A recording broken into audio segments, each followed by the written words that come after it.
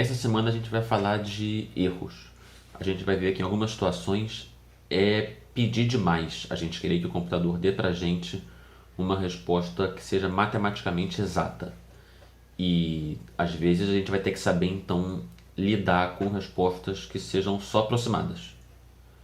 Então, em computação científica, uma das partes fundamentais é a gente saber lidar com esse erro, é a gente saber entender de onde o erro vem, por que ele está aparecendo e, com sorte, saber controlar o erro. Vamos definir então o que exatamente que a gente quer dizer com o erro. Em geral, quando a gente tem um problema numérico, esse problema ele pode ser expressado como uma coisa do tipo entrada-saída.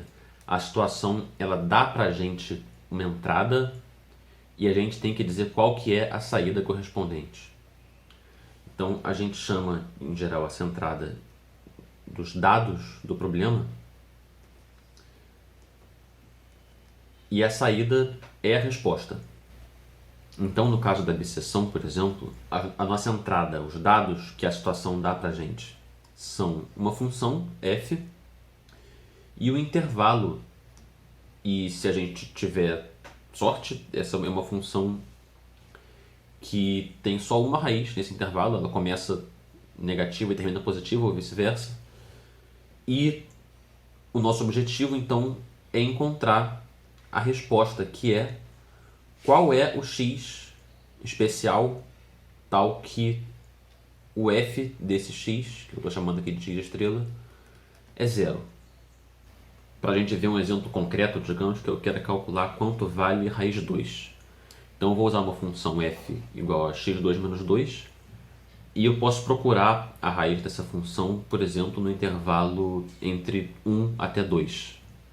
Se a gente executar esse algoritmo da abscissão, digamos, 4 vezes, a gente vai obter uma resposta, que se a gente fizer a conta dá 1,4375,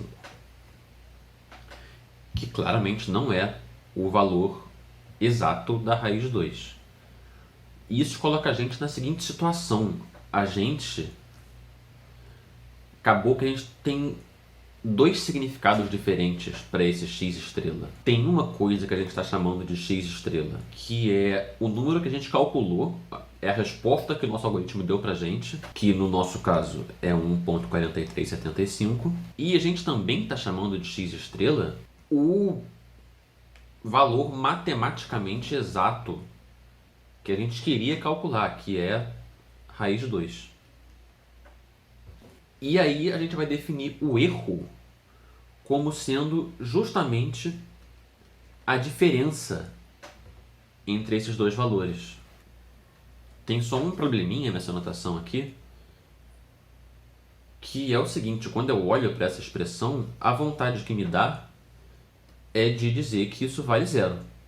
Por quê? Porque eu estou usando o mesmo símbolo para duas coisas que são claramente diferentes. Então, para eu consertar isso, eu vou chamar esse x estrela aqui de x estrela chapéu. Eu vou colocar um chapéu nele para eu lembrar que esse não é o x estrela de verdade, esse é o x estrela que eu calculei e que eu espero que seja parecido com o de verdade. Dando um passo para trás aqui, o que a gente sabe? A gente tem uma situação em que, dada uma entrada, o nosso algoritmo dá pra gente uma resposta, e a gente já reparou que essa palavra resposta ela é ambígua, né? Ela pode significar duas coisas: ou a resposta que de fato o nosso algoritmo calculou, ou então a resposta matematicamente exata, que era o que o nosso algoritmo queria calcular. E agora a gente vai pensar um pouquinho sobre por que isso acontece. Uma primeira resposta que a gente já encontrou é que a gente pode ter um algoritmo que seja essencialmente infinito, só que ele precisa terminar em algum momento para entregar uma resposta para a gente.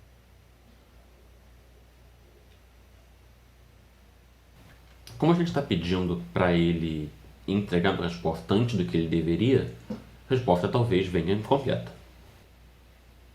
No caso em que a gente está tentando resolver só uma equação de segundo grau, a gente poderia pensar em pular a abscissão e aplicar direto a fórmula quadrática. Eu estou supondo aqui que a gente sabe de antemão que tem que usar o mais ao invés do menos. Isso depende da aplicação, obviamente. Uma outra suposição que eu estou fazendo aqui é que o nosso computador sabe calcular raiz quadrada. Isso não é uma suposição trivial, mas para facilitar a nossa vida, digamos que o nosso computador sabe calcular de fato raiz quadrada. Agora que o nosso computador sabe calcular raiz quadrada, a gente tem um algoritmo finito que aparentemente não tem como dar errado, né? Qual é a chance que esse algoritmo aqui de resolver uma equação de segundo grau tem de dar para a gente a resposta errada? Parece que nenhuma, porque é só uma sequência de operações que o computador sabe fazer. Só que aí a gente esbarra num problema que é o seguinte: a resposta que o nosso algoritmo tem que dar para a gente é um número real. E o nosso computador, ele não sabe representar todos os números reais que existem. São infinitos números reais que existem e o computador sabe representar, no máximo, uma quantidade finita de números. Tem uma quantidade finita de números que ele conhece, que ele sabe distinguir, e ele não sabe trabalhar com outros números que não sejam aqueles, que a gente chama de números representáveis. Então, se eu tenho aqui um número representável, depois desse número representável vem um vácuo, um vazio de números que o computador não sabe representar. E aí vem mais um número representável. E depois vem outro vazio. E depois outro número representável e assim por diante. Esse intervalo entre os números representáveis não é necessariamente sempre igual. A gente vai falar mais disso daqui a pouco. E a gente tem que lidar com o seguinte: imagina que a resposta correta, a resposta de verdade para o nosso problema, é um número que não é representável. O que vai acontecer na maioria das vezes? Seria sorte demais se a nossa resposta é um número representável. Nesse caso, mesmo que o nosso algoritmo seja perfeito, maravilhoso, o melhor que ele pode fazer é dar como resposta esse número aqui. O número representável mais próximo do x estrela de verdade.